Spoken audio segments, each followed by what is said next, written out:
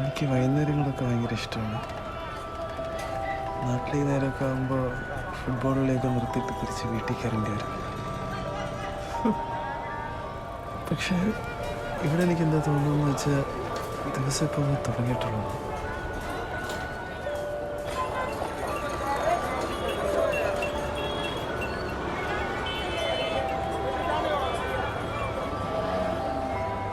എനിക്ക് air hostess ആവാനായിരുന്നു ഇഷ്ടം.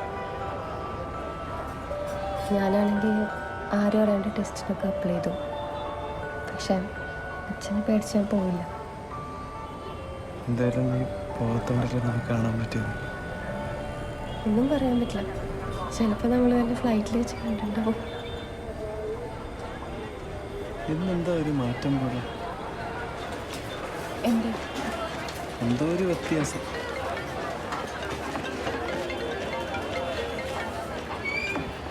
എന്ത് പറ്റി? ഒന്നുമില്ല.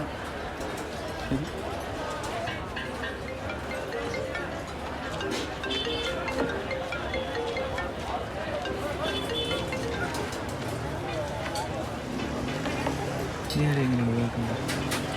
അമ്മ എന്നാലും എടുത്തുകൂടെ? എനിക്കറിയാം എന്തിനായിരിക്കും.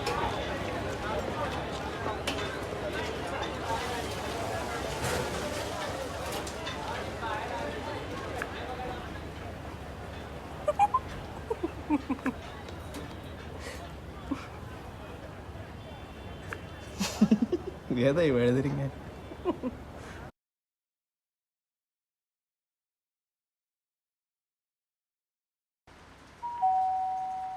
ഇത് പ്രവേശിക്കാണല്ലോ. ഇതിപ്പോൾ ആരയക്കാനാ? ഒന്നും കാണുന്നില്ല. Made in Germany. പ്രഭചേച്ചിയുടെ ഹസ്ബൻഡ് അവിടെയല്ലേ? लास्ट टाइम कभी फोन किया था उसने? 1 साल से ऊपर हो. ムンバイで暮らす同僚でルームメイトの2人。 ഒട്ടും അറിയാത്ത ഒരാളെ എങ്ങനെയാ കല്യാണം കഴിക്കുക?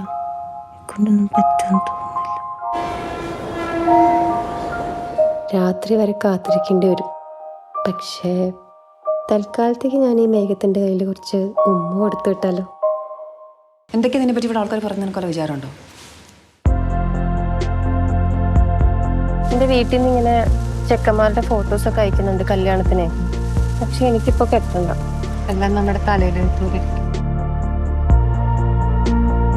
कहीं तो माया नगरी है. இந்த மாயை நம்பணும், இல்லைன்னா உனக்கு பைத்தியம் பிடிச்சிடும்.